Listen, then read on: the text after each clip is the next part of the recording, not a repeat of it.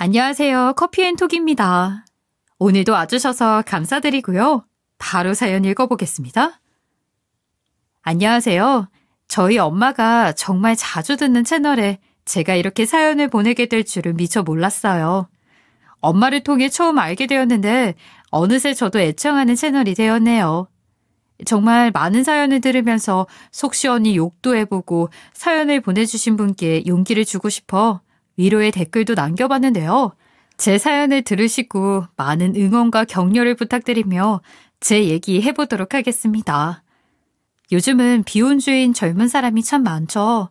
저도 그 중에 한 명이었어요. 아빠를 일찍 떠나보낸 채 혼자 지내는 엄마를 보면서 더욱 뚜렷해졌었거든요. 그랬던 저인데 지금은 남편을 만나고 처음으로 이 사람은 놓치고 싶지 않다라는 생각을 하게 되었어요.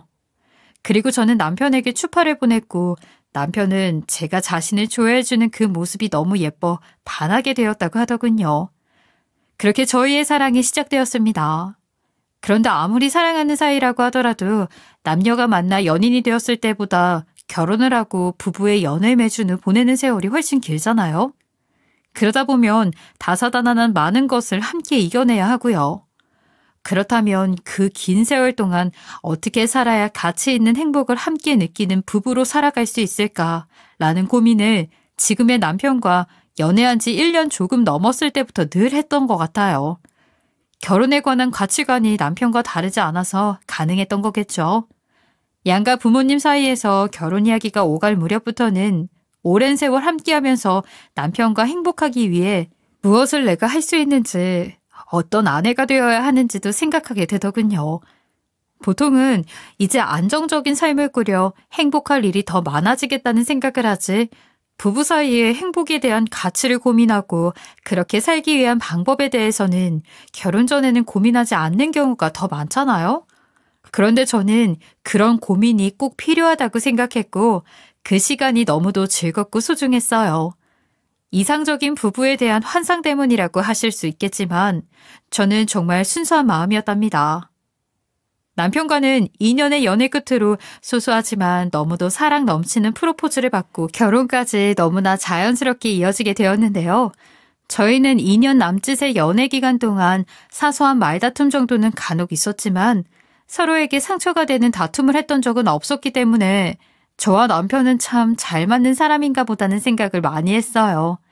친정 엄마도 남편을 정말 마음에 들어해 결혼 이야기가 오가기 전부터 우리 사이 하면서 너무 좋아해 주었어요.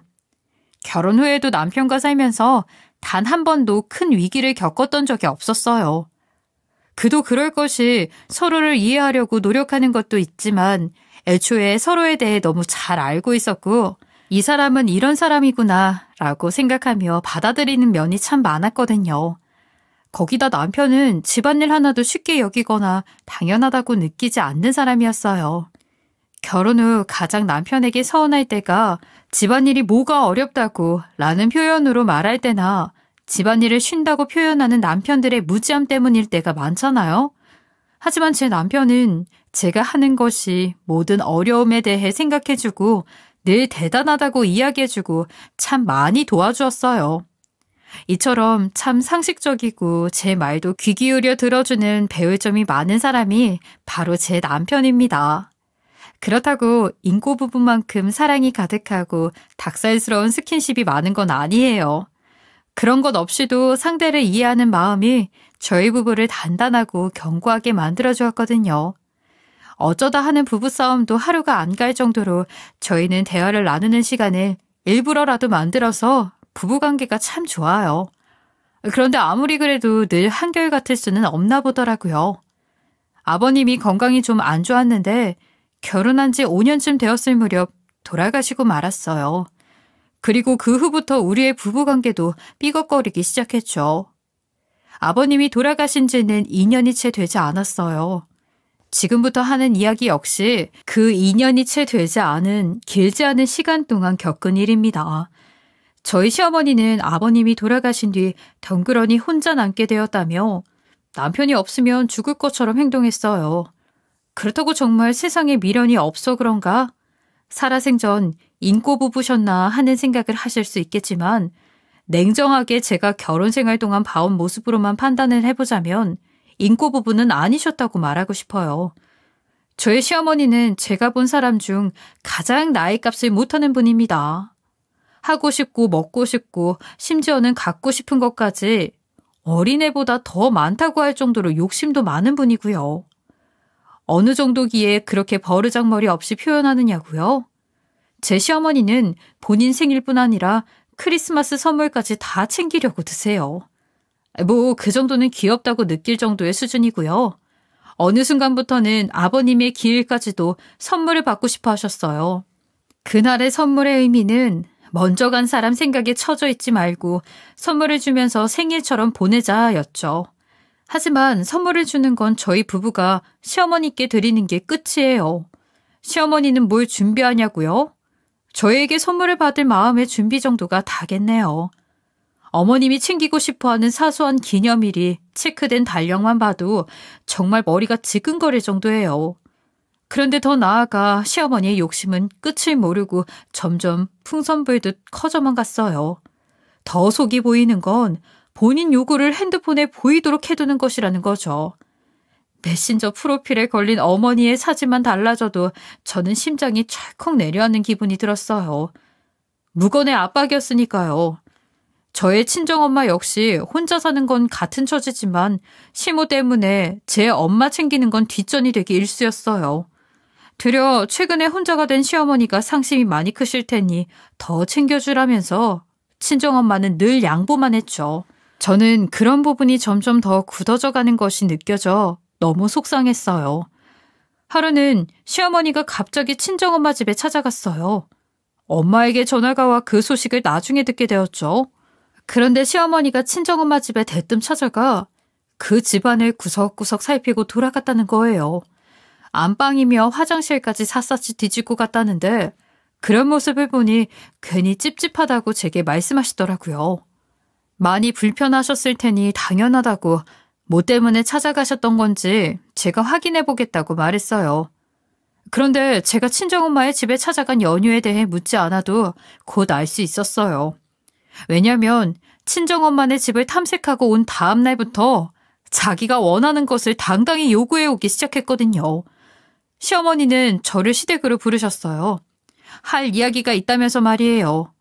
저 역시 이 부름이 내키지 않았지만 거절할 수 없으니 일단 찾아갔고 시어머니는 저를 보자마자 본론부터 꺼내셨어요. 내가 어제 사돈댁에 들렸는데 어찌나 놀랐는 줄 아니? 사돈댁에 그 비싼 안마의자를 놓고 살더라. 혼자 부귀영화 누리면서 잘도 지내더구나. 엄마가 건강이 안 좋으신 거 아시잖아요. 그래서 건강면에서 꼭 필요한 것이에요. 그건 그렇다 치고 너 설마 화장품도 따로 사주니? 꽤 유명 화장품이 화장대에 가득하던데. 네가 다 사다 바치는 거야? 혼자 된 사람 정말 서럽다. 며느리가 이러니 남이란 소리를 하는 거지? 에휴. 화장품은 제가 챙겨드리지 않아요. 아시잖아요. 저 어머님께나 엄마에게나 공평하게 해드리려고 얼마나 노력하는지. 그럼 사돈이 그 비싼 화장품을 어떻게 사니? 네가 아니면 누가 그런 걸 챙겨주냐고. 그리고 공평한지 아닌지 이걸 내가 어떻게 알아? 지금 상황만 봐도 차별하는 게 팍팍 느껴지는데. 어머님, 제가 전에 안마의자 해드릴까 하고 여쭤봤을 때 집이 좁아서 싫다고 거절하셨잖아요. 그래서 안마의자 대신 소파 해드린 거고요. 집이 좁은 건 사실이잖니. 너라면 이 코딱지만 집에서 그걸 둘 수 있겠니? 그리고 소파를 사줄 때 네가 친정에 안마의자를 사줬는지 아닌지 내가 어떻게 알아? 저를 붙잡고 넋두리를 쏟아내는 시어머니 때문에 저는 두통이 오는 것만 같았어요. 정말 한치의 거짓 없이 단 한 번도 양가 부모님께 공평하지 않게 해드린 적이 없었어요. 친정엄마에게 안마의자를 해줄 당시 시어머니께도 여쭤봤는데 집이 좁다는 핑계로 안마의자 대신 그 가격이 몇 백이나 더 보태서 소파를 바꿔드렸다고요. 저는 시어머니에게 당신이 받아간 선물을 생각해보라는 말이 목구멍까지 올라와 금방이라도 튀어나올 듯 했지만 꾸역꾸역 삼키며 참았어요. 그런데 그날 시어머니 입에서 자신이 원하는 것이 뭔지 이야기하더라고요. 친구 이야기를 듣고 본인도 크루즈 여행이 가고 싶어서는 그 크루즈 여행을 가려고 수를 썼던 거죠. 친정엄마네 안마의자 해줬을 때 어머님께 몇백이나 더 보태서 이 소파 사드린 거예요. 그러니까 너무 마음 상하지. 아이, 그건 모르겠으니 됐고.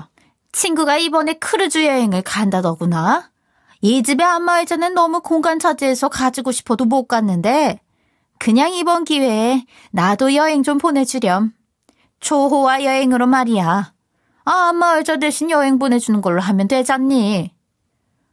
어머님, 크루즈 여행이라뇨. 왜? 뭐? 이 나이 먹도록 제대로 된 여행이나 내가 가봤는 줄 아니? 네 시엄마가 불쌍하지도 않아. 내가 살면 얼마나 더 살겠니? 조금이라도 더 건강할 때 다녀와야지. 다 죽어갈 때 보내줄래? 응? 시어머니는 죽는 날을 받아준 사람처럼 건강할 때 다녀야 한다고 재촉을 했어요. 안마의자는 자신이 원하는 걸 얻기 위한 아주 작은 미끼일 뿐이었던 거죠. 결국 어머니의 떼쓰기는 고스란히 남편이 해결해야 할 일이 되었어요. 남편은 진지하게 고민을 하는 것 같더라고요. 저는 2천만 원이 넘는 크루즈 여행을 어떻게 보내주느냐고 남편에게 따졌고, 남편은 일단 크루즈 여행은 뒤로 하고 시어머니 탈모 이식 수술하기로 했던 것부터 먼저 시켜주자는 말이 나오더라고요. 갑자기 무슨 탈모냐고요? 아버님께서 돌아가시고부터 스트레스를 심하게 받아 머리카락이 심하게 빠졌다면서 자신을 늙은 마녀 같다고 하며 남편과 제 앞에서 마녀 같은 모습을 하고 앞으로 어떻게 사냐고 울음을 터뜨렸어요. 그리고 남편은 그새 악어의 눈물에 넘어가 귀가 팔랑거리고 있었던 거죠. 자신의 엄마가 스스로 늙은 마녀라고 표현하며 눈물을 쏟아내는데 효자 남편이 가만히 있을 리 만무하잖아요. 저는 탈모 이식 수술이라도 먼저 해주자는 남편의 말에 이번만큼은 반대한다고 강하게 이야기했고, 저는 금전적인 도움을 줄 수 없다고 딱 잘라 이야기했어요. 그러자 남편은 한참을 고민하더라고요. 그러고는 그간 모아놓은 비상금으로 해주면 저도 반대를 하지 않을 거냐고 묻더군요. 그 비상금은 혹시라도 위급한 상황이 생겨 돈이 필요해질지도 모르는 것을 대비해 외식 한번 줄여가며 힘겹게 모은 것이었어요. 저는 그날 결혼에 처음으로 남편과 핏대 세워가며 싸우게 되었어요. 지금 어머님 맞추기 위해 그 비상금까지 손대자 이 얘기야? 당신 제정신이야? 그 돈을 어떻게 모았는데 그렇게 허무하게 쓸 생각을 할 수 있어? 그럼 다른 방법이 있어? 이런 일로 엄마 마음 불편하게 하고 싶지 않다고 나는. 혼자 남아서 매일이 적적하고 외로울 텐데 그런 엄마 마음 상하게 만들 필요까지는 없잖아. 자식이 부모 생각하고 챙기는 건 당연한데 도대체 뭐가 문제라는 거야? 내가 지금 당신 어머님을 챙기려고 하는 마음을 나무라는 게 아니잖아. 정도가 있는 거지. 우리 형편의 생각도 안 하고 그렇게 바라기만 하시는 분을 어떻게 다 맞춰가면서 사느냐고.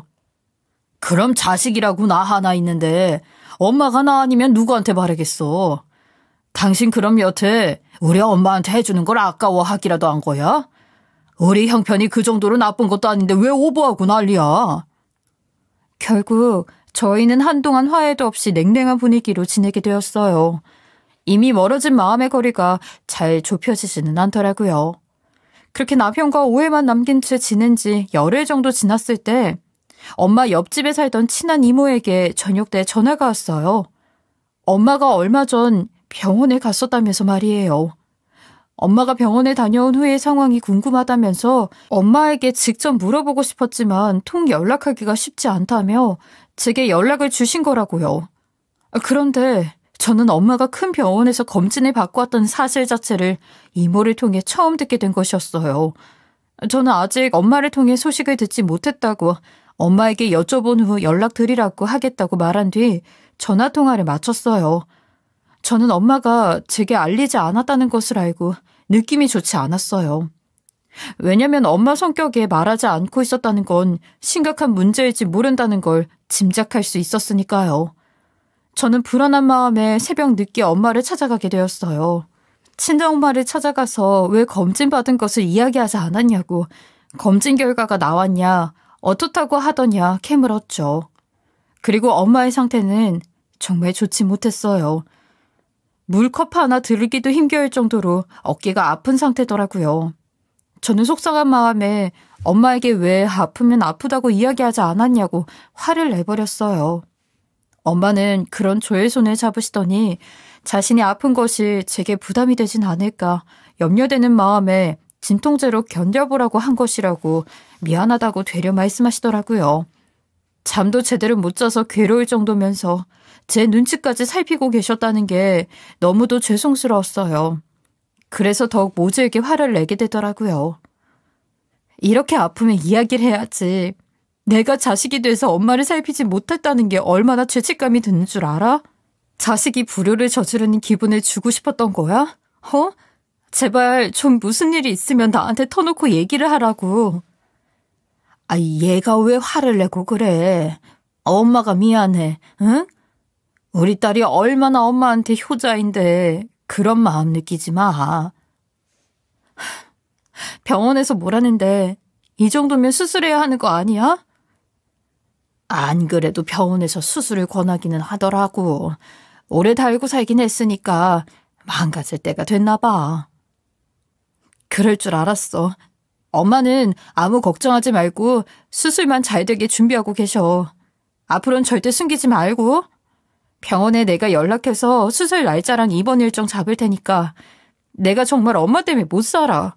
숨길 걸 숨겨야지. 이모 연락받고 얼마나 심장이 철렁했는 줄 알아? 그간 아픈 걸 알면서도 괜찮다는 말만 철석같이 믿었던 제 자신이 너무 미웠어요. 제가 조금만 더 신경 쓰고 챙겼더라면 좋았을 텐데 뭐 그리 사는 게 바쁘다고 이렇게 무심했나 싶었죠. 저는 그날 날이 밝자마자 병원에 연락해 엄마의 수술 날짜를 잡았어요. 의사 선생님께서는 엄마의 어깨가 심각했기 때문에 더 미루면 좋을 게 없다고 최대한 빠른 날로 잡아주셨어요. 그 덕에 엄마는 바로 입원해서 수술 준비를 할 수 있었죠. 일하랴 엄마 챙기랴 정말 눈코 뜰 수 없이 바빴어요.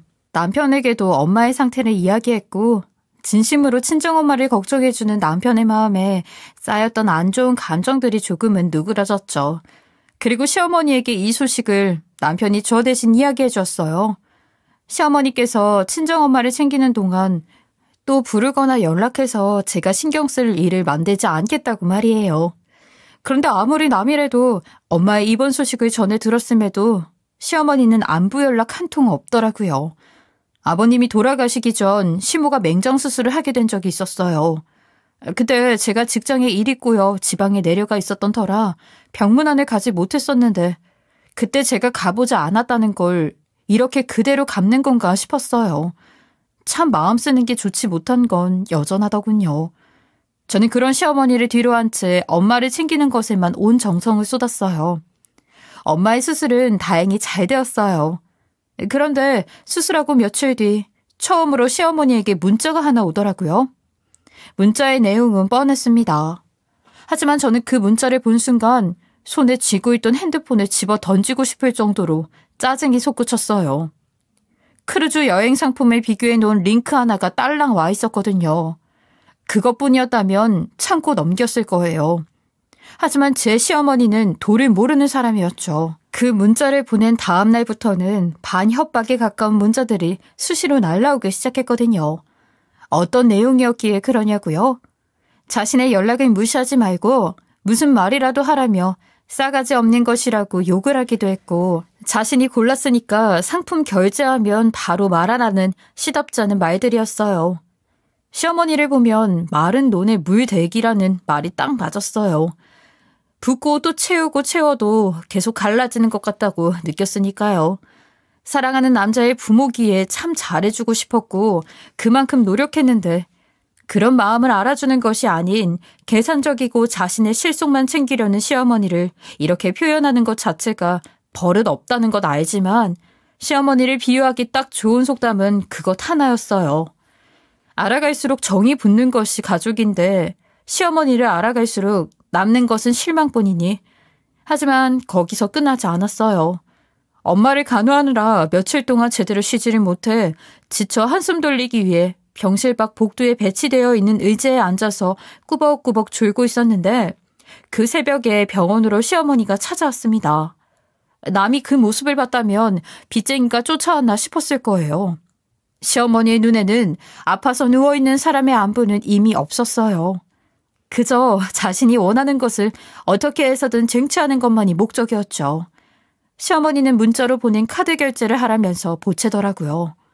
엄마의 수술비를 핑계로 여행을 가려고 말이죠. 저는 시모가 부리는 억지를 듣고 정말 황당할 따름이었습니다.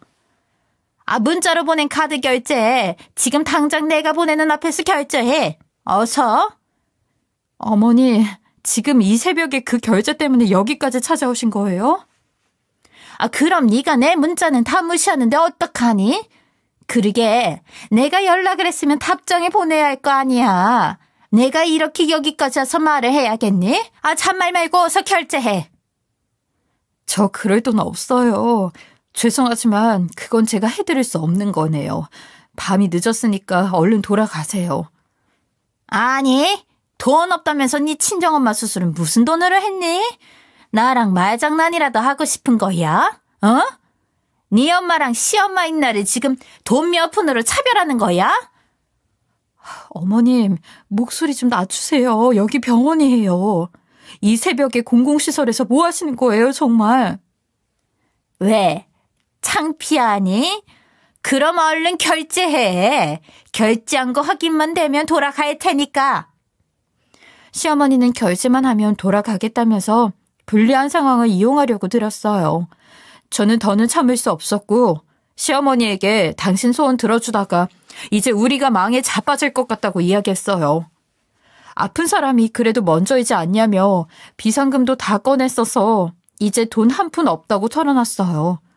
진심으로 이야기하면 한 번은 들어주고 참을 줄 알았어요. 그런데 제 큰 착각이었습니다. 시어머니는 제 말에 갑자기 자리에서 벌떡 일어서서는 고래고래 소리를 지르기 시작했어요. 야, 네 애미 살린다고 날 이따위 취급해? 내가 먼저였어. 내가 먼저였다고. 몇 달 전부터 내가 먼저 말했잖아. 네 엄마 수술만 중요해? 죽기 전에 여행 한번 못 가본 나는 이런 나도 죽을 만큼 슬픈데 여행을 어떻게 엎어? 너 공평한 거 좋아하니까 네 말대로 할 거야. 공평하게. 어머님, 모든 순서가 있잖아요. 그런데 어떻게 그렇게 말씀하실 수 있어요? 시어머니는 그 말을 한 뒤 갑자기 엄마가 누워서 쉬고 있는 병실 안으로 뛰어들어가더니 엄마가 맡고 있던 링거를 빼버리면서 광분하더라고요. 네 엄마도 수술비 안 쓰고 잘못되든 말든 둬야 공평하지. 나도 여행을 해야 살겠으니까 다 살리고 싶으면 당장 돈 보내. 어머님, 이게 뭐 하는 짓이에요?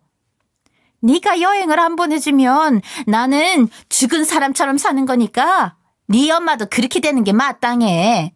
네가 네 엄마를 저 세상 보내는 거라고. 알겠어?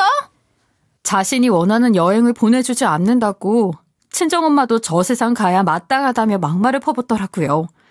거기다 겨우 진정제를 맞고 잠든 엄마를 쥐어 뜯으려고까지 했고요. 그 소란에 엄마는 잠에서 깨어 당황스러워했고 더 심각한 상황으로 이어지기 직전에 링거를 빼는 시모의 모습에 급하게 호출했던 간호사가 달려와 말려준 덕에 시어머니를 친정엄마에게서 떼어놓을 수 있었어요. 행동이 제지당하자 시어머니는 제 엄마에게 악담을 퍼부었어요.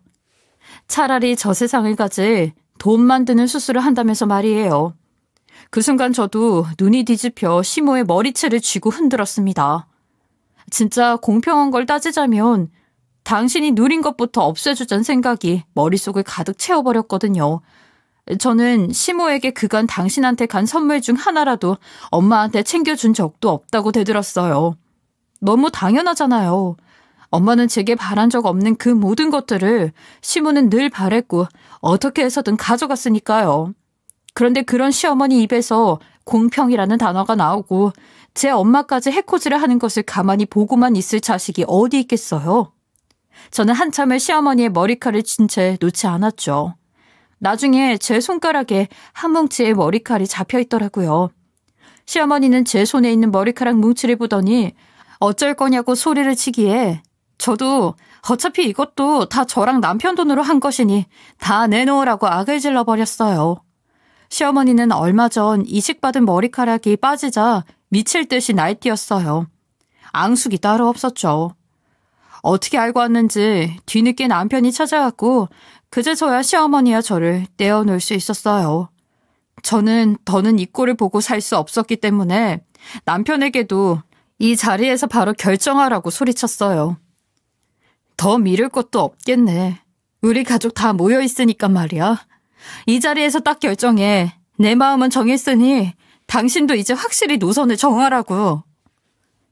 이 사달은 다 뭐고 노선을 정하라는 건 또 무슨 말이야. 돈인지 물인지 분간도 못하는 네 엄마. 나는 다신 못 봐. 가족으로 여기고 못 살겠다는 말이야. 당신 어머님을 다시 볼 생각이라도 조금이라도 있다면 우리는 여기서 끝이야. 이혼이라고. 아이, 정말 이게 무슨 일이야. 왜 그래 여보. 지금 당장 정해. 네 엄마인지 나인지. 당신 뜻 따를게. 엄마, 그만 집으로 돌아가세요. 장모님 이런 모습 보이게 되어 죄송합니다. 아들, 어떻게 나한테 그래? 너희들끼리 잘 먹고 잘 살아봐 어디. 며느리 하나 잘못 들여서 자식이 엄마를 내쳐. 살고 싶지도 않다 정말. 당장 뛰쳐내릴 거야. 뛰쳐내릴 거라고. 제 뜻을 따르겠다며 시어머니를 돌려보내는 남편. 그의 말에 시어머니는 당장 뛰쳐내리겠다는 오기를 부리면서 병실을 나갔어요. 시어머니는 늘 그런 죄책감으로 겁이나 주는 비겁한 사람이라는 것을 너무나 잘 알고 있었어요. 남편도 귀에 딱지가 않게 듣던 말이었기 때문에 굳이 시어머니를 따라 나가지도 않았죠. 남편은 시어머니를 뒤로한 채 험한 꼴을 당하게 된 저와 엄마에게 면목 없다며 미안하다고 연신 사과했어요. 자신의 철없는 엄마를 대신해서 말이에요. 엄마는 왜 사위인 네가 사과를 하냐며 괜찮다고 남편을 달래주셨어요. 저는 모든 게 진정이 된 후에 어떻게 아픈 사람한테 찾아와 그러실 수 있냐고 속상한 마음에 이야기를 꺼내게 되었어요. 그런데 남편이 시어머니에게 엄마의 수술에 관한 이야기를 일부러 숨겼다고 하더라고요. 여러모로 마음에 걸렸다면서 말이에요. 그런데 남편과 제 통화 내용을 우연히 듣게 된 시어머니가 친정엄마가 수술에 병원에 있다는 것을 알게 되었던 거예요. 그래서 남편에게 확인차 사돈이 수술하냐고 물었고 남편은 사실을 털어놓게 되었대요. 저희 엄마가 수술하게 될지도 모른다는 말에 아무렇지 않게 사돈이 황천길을 가야 용돈을 더 받을 수 있겠다고 이야기했고 남편은 그 말에 자신의 엄마에게 어떻게 그렇게 무서운 소리를 할 수 있냐며 소리를 쳤다고 하더라고요. 그래서 제가 병원에서 당장 결정하라고 했을 때 잠시 고민했지만 시어머니의 그 소름 끼치는 말이 자꾸 맴돌아 제 의견을 따르겠다고 이야기한 것이었어요. 남편도 제가 그간 시어머니께 잘하기 위해 애쓴 것을 잘 알기에 시어머니가 저의 엄마의 목숨에 관한 이야기를 가볍게 한 것이 충격이 컸던 거죠. 그렇게 저희는 큰 사건을 겪고 난 후에야 돈 귀신이었던 마르지 않는 돈을 인생에서 치울 수 있었어요.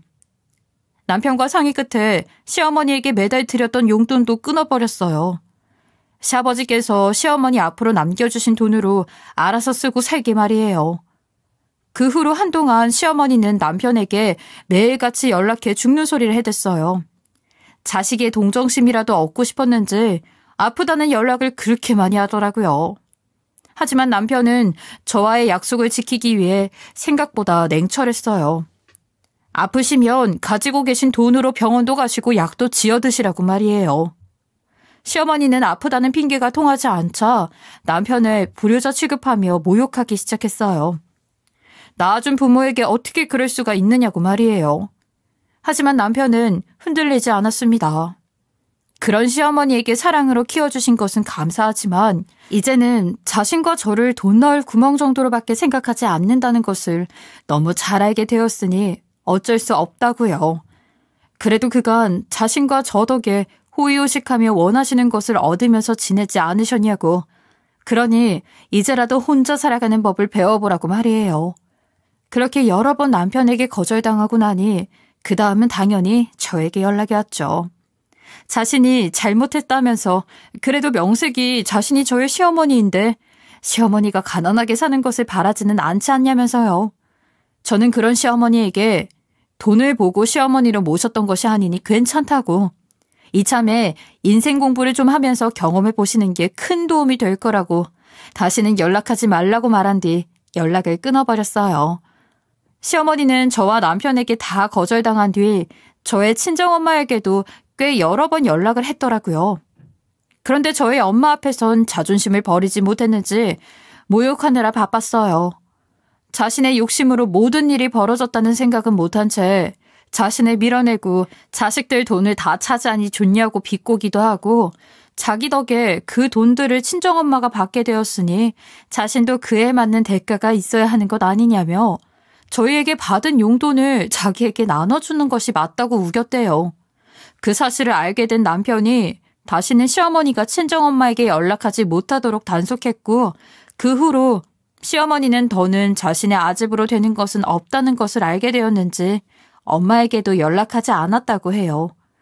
그럼에도 시어머니는 돈에 대한 가치를 알지도 못하고 알려고 하지도 않기 때문에 앞으로는 돈이 나올 데가 없다는 현실을 알아야 분수에 맞게 살 것이라는 남편과 저의 생각은 변하지 않았어요.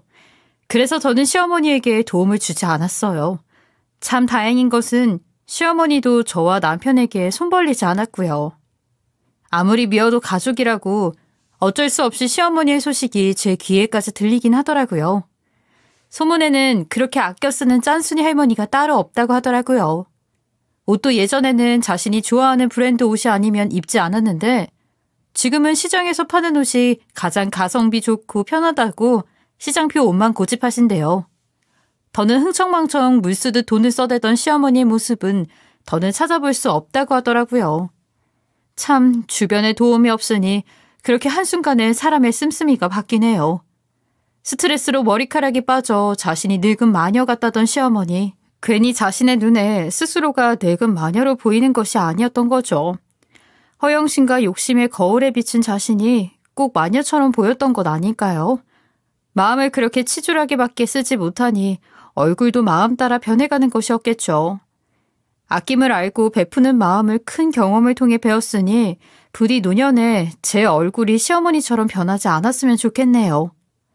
돈이라는 것이 사람을 살릴 수도 죽일 수도 혹은 변하게 만들 수도 있다는 것을 배우게 되면서 돈이 얼마나 무서운 것인지 새삼 깨우쳤던 것 같아요. 요즘 제가 좋아하는 한 드라마도 가난한 집과 재벌집에 얽히고 설킨 이야기를 다루고 있는데 그것을 보면서도 돈에 대한 생각을 다시금 해보게 되더라고요. 하지만 자신의 형편에 맞게 욕심을 자제하며 주변을 살피면서 그렇게 살아가는 것이 가장 근본이라고 생각해요. 욕심의 방향이 자칫 잘못 향하게 된다면 누군가에게 상처가 될 수도 있으니까요. 시어머니와 우리 부부의 관계가 틀어지면서 득을 본 이는 아무도 없는 것처럼요. 저희 부부에게는 아직 2세가 있지는 않습니다. 하지만 하늘이 내려준 소중한 아이가 저희 부부에게도 찾아온다면 그 아이에게 꼭 돈의 가치와 가족에 대한 사랑을 알려주고 싶어요. 그리고 시어머니께서도 혼자가 된 후 돈 나고 사람 난 것이 아니라는 것을 꼭 깨달았으면 좋겠어요. 저희 부부가 효도하는 방식이 돈으로 산정되었다고 생각하니 제대로 된 효도를 해본 적이 없는 것은 아닌가 생각해 보게 되더라고요. 마음이라는 것을 알면서도 눈에 보이는 마음의 표현을 결국 돈으로 해왔으니 시어머니도 그게 당연해진 것은 아닐까 하고요. 그렇다고 시어머니를 용서할 생각은 없습니다. 왜냐면 그 돈 때문에 저희 엄마가 큰 해를 입을 뻔했으니까요. 그래도 언젠가 시어머니께서 그날의 일을 정말 진심으로 사과하고 손 내밀어 주시길 바라요.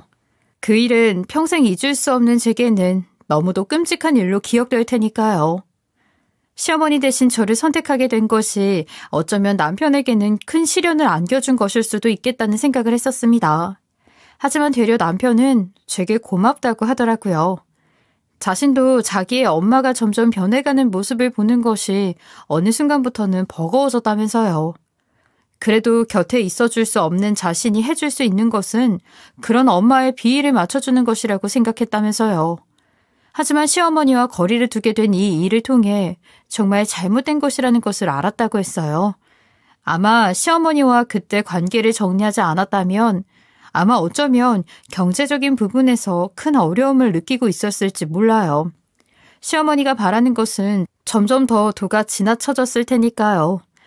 저희 엄마는 스스로 경과가 좋고 재활도 잘 받아서 요즘은 정말 매일이 행복하다고 하세요.